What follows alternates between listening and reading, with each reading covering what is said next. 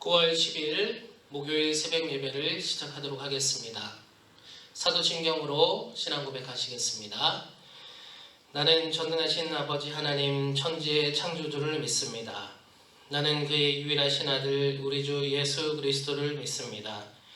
그는 성령으로 잉태되어 동정녀 마리아에게서 나시고 본디오 빌라도에게 고난을 받아 십자가에 못 박혀 죽으시고 장사된 지 사흘 만에 죽은 자 가운데서 다시 살아나셨으며 하늘에 오르시어 전능하신 아버지 하나님 우편에 앉아 계시다가 거기로부터 살아있는 자와 죽은 자를 심판하러 오십니다. 나는 성령을 믿으며 거룩한 공교회와 성도의 교제와 죄를 용서받는 것과 몸의 부활과 영생을 믿습니다. 아멘. 찬송 490장 함께 부르시겠습니다.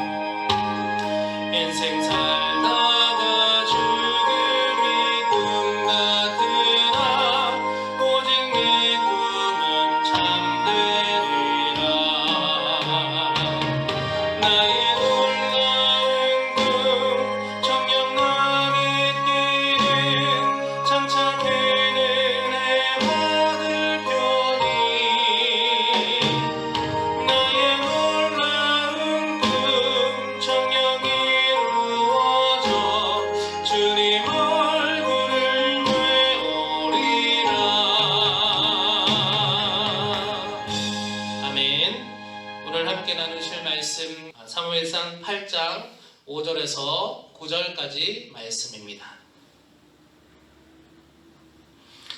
제가 봉독하겠습니다.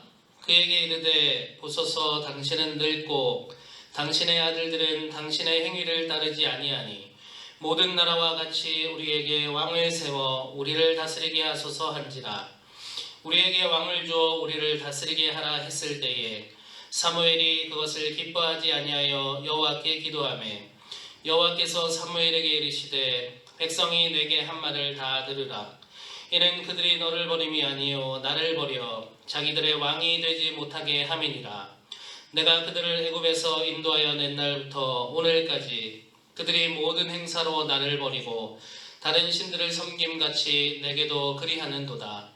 그러므로 그들의 말을 듣되 너는 그들에게 엄히 경고하고 그들을 다스릴 왕의 제도를 가르치라.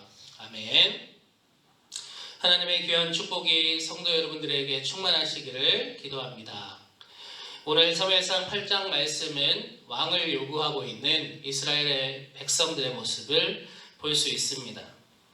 한 나라에 왕이 생긴다라는 것은 어찌 보면은 당연하다, 또 당연히 한 나라에는 왕이 필요하지, 왕정 사회에는 그렇게 말할 수 있겠지만, 성경을 보면 이스라엘의 왕이 생기는 것을 매우 특별하게 다루고 있음을 볼 수 있습니다. 사실 창세기부터 우리가 성경을 쭉 읽어보면 이스라엘을 제외한 다른 나라들에는 이미 오래전부터 왕이 존재했음을 알 수 있습니다. 가장 먼저 알 수 있는 것은 애굽의 왕 바로를 들 수 있고요.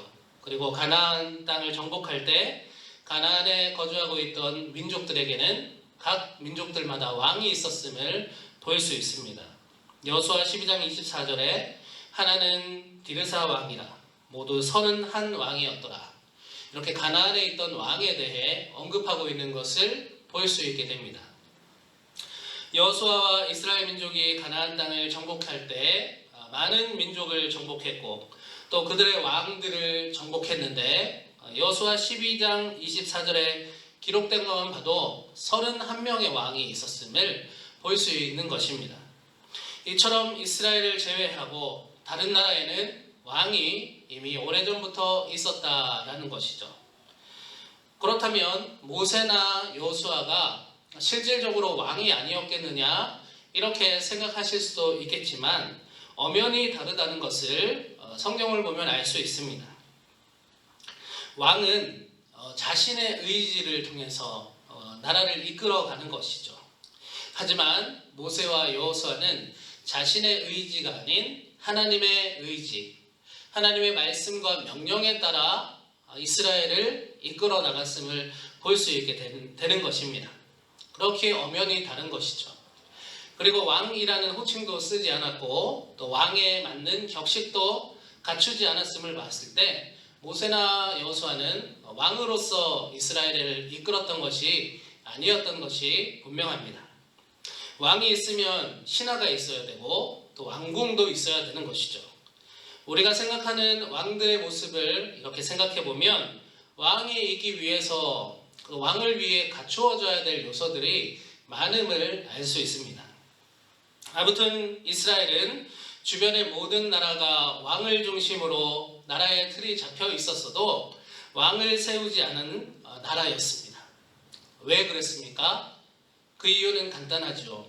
하나님께서 왕 되신 나라가 바로 이스라엘이었기 때문입니다. 하나님께서 왕이시기 때문에 이스라엘에는 사람의 왕으로 설 필요가 없었던 것입니다. 그런 이스라엘이었는데 이제는 왕을 달라고, 사람으로 된 왕을 달라고 사무엘에게 그렇게 요구하고 있는 것입니다. 사무엘상 8장 5절 중간을 보겠습니다. 그에게 이르되 보소서 당신은 늙고 당신의 아들들은 당신의 행위를 따르지 아니하니 모든 나라와 같이 우리에게 왕을 세워 우리를 다스리게 하소서 한지라. 이렇게 요구하고 있습니다. 이 요구에 대해서 사무엘은 기뻐하지 않았다라고 성경이 기록하고 있죠. 그런데 그것보다 더 가슴이 아픈 일은 하나님께서 사무엘에게 하신 말씀입니다. 7절의 말씀, 여호와께서 사무엘에게 이르시되 백성이 내게 한 말을 다 들으라. 이는 그들이 너를 버림이 아니요 나를 버려 자기들의 왕이 되지 못하게 함이니라. 하나님께서는 왕을 요구하고 있는 이 이스라엘 백성을 보고 그냥 왕을 요구하는구나로 생각하신 것이 아니라 이들이 나를 버리는구나 라고 생각하신 것입니다. 하나님이 얼마나 마음이 아프셨을까 이 말씀을 통해 묵상하게 되는 것입니다. 나는 그들을 오래전부터 가장 약한 민족일 때부터 그들을 택했는데 그래서 그들을 약속의 땅으로 이끌어오고 또 애굽에서 출애굽시키고 이렇게 자리 잡도록 했는데 그런데 이들은 늘 하나님을 원망했고 또 사사시대를 보면 자기의 소견에 옳은 대로 살아갔고 그리고 지금은 끝까지 내가 아닌 사람으로서의 왕을 구하고 있는구나. 이들은 또 나를 버리는구나 하나님의 마음이 얼마나 아프셨을까요? 나라에는 왕이 있을 필요가 있을지도 모르겠습니다. 그러나 서두에 말씀드렸던 것처럼 왕이 존재하면 안 좋은 일도 많이 있습니다. 성경은 그것에 대해서 간단하게 제시했죠. 사무엘상 8장 11절부터 17절을 간략하게 정리해보면 그들의 아들들을 취해서 병거와 말을 호위하게 한다. 그리고 아들들을 취해서 천부장과 오십부장, 즉 군대로 삼는다. 또 왕의 밭을 갈게 하고 왕의 곡식을 거두게 한다. 그리고 딸들도 취해서 향료를 만들게 하고 또 곡식과 각자의 곡식과 포도원의 좋은 것을 취해서 왕의 신하들에게 바쳐야 했고 또 그들의 소산의 11조를 왕의 관리와 신하들에게 또 주어야 했습니다. 또 노비와 소년과 나귀들을 또 각출해서 왕궁에서 사역하게 시켜야 했었습니다. 그들이 민족들이 가진 양떼, 각자의 양떼의 10분의 1을 또 왕에게 주어야 했고 또 실질적으로는 왕의 종이 되어야 했다라는 것이죠. 이렇게 왕이 생기면 그들에게 요구되는 많은 요구사항과 또 제도들이 있었습니다. 그리고 이 제도는 하나님께서 전혀 원하시지 않는 제도였음에도 불구하고 그들은 왕을 요구했다라는 것입니다. 모세와 여호수아가 있었을 때는 계급이라는 것이 없었습니다. 모세와 여호수아가 지도자이긴 했지만 지도자라고 해서 그들 위에 군림하는 자리는 아니었습니다. 그래서 이스라엘 백성들은 시도 때도 없이 모세를 원망하면서 너 때문에 우리가 이 광야에서 고생하잖아 이렇게 서슴없이 대들었죠. 저항했죠. 만약에 모세가 왕의 신분이었다면 그런 말을 한 이스라엘 백성들은 당장 사형을 당하거나 감옥에 끌려갔어야 했었을 것입니다. 왜냐하면 왕을 모욕했기 때문이죠. 왕이 생기면 이렇게 계급도 생기는 것입니다. 그리고 체제를 유지하기 위해서 세금도 내야 되는 것입니다. 그리고 왕의 수발을 들기 위해서 그들 민족의 아들과 딸들이 차출당하게 됩니다. 조선시대로 치면은 궁녀로 차출당하고 내시도 있어야 되는 것처럼 말입니다. 그리고 왕을 유지하기 위해 그들의 것을 착취당할 수밖에 없는 것입니다. 이와 같은 것들이 하나님께서 전혀 원하시는 모습이 아니었기에 하나님은 왕을 세우려 하지 않으셨던 것입니다. 그리고 무엇보다 이스라엘의 왕은 하나님이시기 때문에 왕을 세울 필요가 없었던 것입니다. 하나님은 이스라엘 백성 모두가 하나님의 통치 아래에서 평화롭고 또 평등하게 같은 계급의 백성으로 살기를 원하셨습니다. 그런데 이들은 스스로 계급을 만들고 그들 위에 군림한 왕을 요구하고 있는 것입니다. 하나님은 얼마나 답답하셨을까 생각해 보게 됩니다. 사무엘은 지금 이스라엘 민족에게 이와 같은 말을 하면서 너희들 그래도 왕을 세울 거야? 라고 묻고 있는 것입니다. 사무엘의 이와 같은 경고에도 불구하고 이스라엘 민족은 이렇게 대답합니다. 백성이 사무엘의 말 듣기를 거절하여 이르되 아니로소이다. 우리도 우리 왕이 있어야 하리니 우리도 다른 나라들 같이 되어 우리의 왕이 우리를 다스리며 우리 앞에 나가서 우리의 싸움을 싸워야 할 것이니이다 하는지라. 그래도 우리는 왕이 있어야 되겠습니다. 이렇게 얘기를 했다는 것입니다. 사랑하는 성도 여러분, 이스라엘은 하나님이 왕 되신 나라고 또 민족이었습니다. 그러나 그들의 눈은 하나님이 아닌 이방 나라들에 향하고 말았죠. 그리고 그들이 소유하고 있던 왕을 하나님 대신 세울 것을 요청하고 말았습니다. 성경은 이를 분명히 하나님을 버린 것이며 또 우상을 섬기는 것과 같다라고 말씀하고 있습니다. 코로나19로 성전을 찾기가 어려워진 지금입니다. 지금 우리는 이와 같은 상황 가운데 우리의 왕을 누구로 삼고 있는지 돌아보아야 되겠습니다. 그리고 경각심을 가져야 되겠습니다. 그리스도인은 이 세상을 살아가지만 오직 하나님을 왕으로 삼고 살아가는 자들이라는 것을 오늘 말씀을 통해 기억해야 하겠습니다.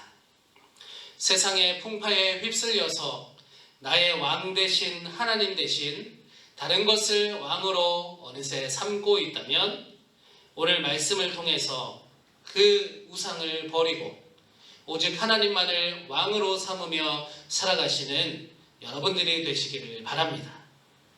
삶의 어떤 상황 가운데서도 하나님만을 왕으로 삼고 살아가는 저와 여러분 되시기를 주님의 이름으로 축복합니다. 주신 말씀 기억하시면서 함께 기도하겠습니다. 하나님 아버지, 왕을 요구하는 이스라엘 민족의 모습을 오늘 묵상하였습니다. 이스라엘의 왕은 오직 한 분 하나님이신데도 불구하고 그들은 하나님 아닌 다른 왕을 요구하였습니다. 하나님, 오늘을 살아가는 우리도